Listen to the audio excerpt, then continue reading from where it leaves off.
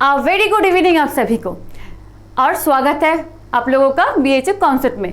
तो जैसे कि आप लोग जानते हैं कि सीयूईटी का जो करेक्शन विंडो है वो एक्टिवेट हो चुका है। हालांकि जो डेट था वो 25 मई से था, पर आज ही एक्टिवेट हुआ है। तो अभी आप लोग क्या है कि आप लोग जो फॉर्म है वो करेक्शन कर सकते हैं, जो जो अपने गलती किया है फॉर्म में वो करेक्शन कर सकते हैं। तो देखते हैं कि कौन सी वेबसाइट से वो होगा। हालांकि जो वेबसाइट का नाम है वो आप सभी लोग जानते ही है कि क्या नाम है, nta.ac.in।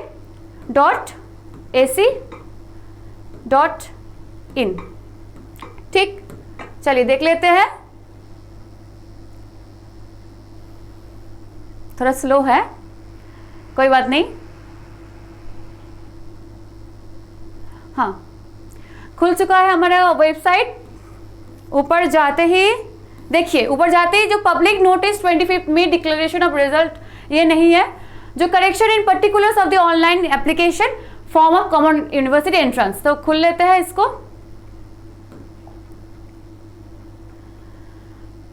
हाँ चलिए पहले से एकदम फास्ट से देख लेते हैं। Correction in the application form for the CUET UG 2022 examination. तो क्या है इनमें, देखिए पहले जो ए में है, ए सेक्शन में है, candidate shall not be allowed to change, मतलब इन तीनों में से आप कुछ भी चेंज नहीं कर सकते हैं। तीन चीज क्या क्या है, मोबाइल नंबर हो गया, फिर दूसरा ईमेल आईडी चेंज नहीं कर सकते आप लोग, और तीसरा एड्रेस, परमानेंट एंड कोरेस्पॉन्डेंस। अगर एड्रेस में कुछ गलती हुआ भी है तो ठीक है, छोड़ दीजिए, कोई प्रॉब्लम नहीं होगा, आपके फॉर्म में कोई प्रॉब्लम नहीं होगा, कोई प्रॉब्लम क्रिएट नहीं होगा। फिर इसके बाद क्या है, candidate shall be allowed to change any one of the fields, मतलब 5 जो है, 5 में से किसी एक को आप चेंज कर सकते हैं, किसी एक को, चाहे वो कैंडिडेट नेम हो, फादर नेम हो, मदर नेम हो, फोटोग्राफ हो या सिग्नेचर हो। और इस पे एक बात आता है कि अगर आपके फॉर्म में आपके मम्मी के नाम जो है वो गलत दिया गया है, मतलब गलती से हो गया है, और फोटोग्राफ भी कुछ फोटोग्राफ में गलती है, या फिर आप फोटोग्राफ चेंज करना चाहते हैं, तो मम्मी का नाम चेंज मत कीजिए। मम्मी का नाम का जो है उतना इफेक्ट नहीं पड़ेगा आपके फॉर्म में या फिर आपके एग्जामिनेशन में। जो इफेक्ट पड़ेगा वो फोटोग्राफ का, अगर गलती से फोटोग्राफ में कुछ हो गया है, कुछ गलती हो गया तो वो चेंज कीजिए। फोटोग्राफ, सिग्नेचर, ये दो बहुत ज़रूरी है, ये दोनों चेंज कीजिए। फादर नेम, मदर नेम में गलती हुआ है तो छोड़ दीजिए, तो वो छोड़ दीजिए। और तीसरे में क्या है कि candidates shall be allowed to change all the fields. दोनों जो है, क्लास 10th का जो डिटेल्स और क्लास 12 का डिटेल्स, ये दोनों ही आप लोग चेंज कर सकते हैं।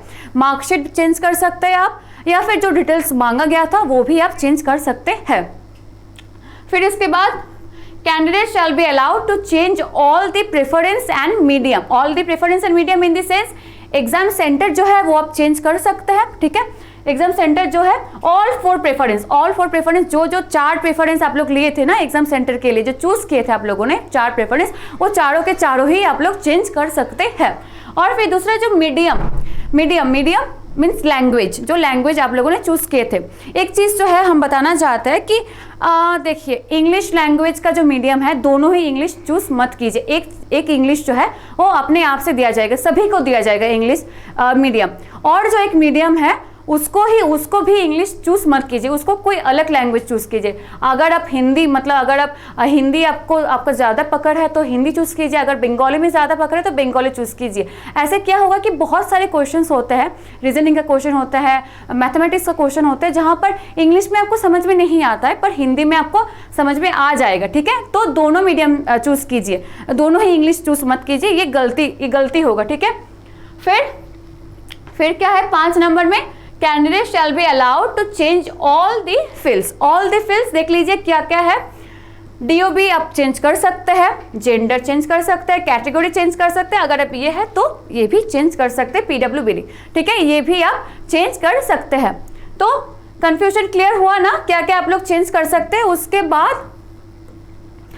बाद देखिए, the option to edit the subject test along with university program will continue to be available during the correction period। जो जो ऑप्शन है कि सब्जेक्ट एडिट करने का ऑप्शन या फिर यूनिवर्सिटी एडिट करने का ऑप्शन, जो 25 मई से लेकर 31 मई का जो टाइम दिया गया है उस टाइम के बीच ऑप्शन आप चेंज कर सकते हैं, एडिट आप चेंज कर सकते हैं इस 6 दिन के बीच, ठीक है। फिर इसके बाद if there is an impact on the fee then the additional fee will be charge as applicable. अगर फॉर्म करेक्शन करते टाइम अगर कोई भी फी में कोई चेंज आता है, फी में कोई इंक्रीज होता है फी में, तो आपको वो देना पड़ेगा, वो फी आपको देना पड़ेगा, ठीक है, फॉर्म करेक्शन करने के बाद। फिर इसके बाद correction in this fields will be applicable only after payment of an additional fee. Correction करने के बाद अगर कोई फी एप्लीकेबल होता है, मान लो कि फॉर्म का जो फी था वो 650 रुपीज़ था या फिर 650 रुपीज़ ही था। अगर करेक्शन करने के बाद तुम्हारा 100 रुपये इंक्रीज हुआ है तो पहले तुम 100 रुपये जो इंक्रीज हुआ है 100 रुपये तुम पेमेंट करोगे, तभी तुम्हारा करेक्शन फुलफिल होगा, ठीक है, तभी तुम्हारा करेक्शन फुलफिल होगा फॉर्म में।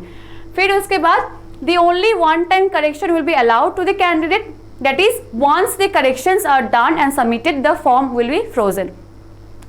तुम अपने फॉर्म में बस एक ही बार करेक्शन कर सकते हो, ठीक है, एक ही बार करेक्शन कर सकते हो, उसके बाद सबमिट हो जाएगा ना, तुम्हारा फॉर्म सबमिट हो गया तो उसके बाद तुम फॉर्म का करेक्शन नहीं कर सकते हो, फ्रोजन हो जाएगा, वो फॉर्म फ्रोजन हो जाएगा। एक ही बार करेक्शन कर सकते हो फॉर्म सबमिट होने के बाद, और नहीं कर सकते हो।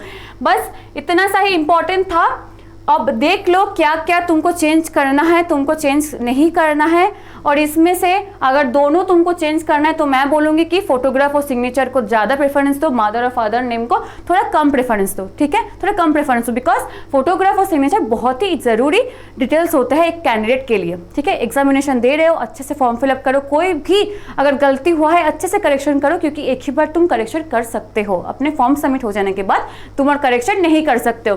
तो ये सब चीज़ों को ध्यान में रखो, अच्छे से प्रिपेयर करो और BHU कॉन्सेप्ट को क्या करो, लाइक करो, शेयर करो, कमेंट करो। चलो बाय बाय।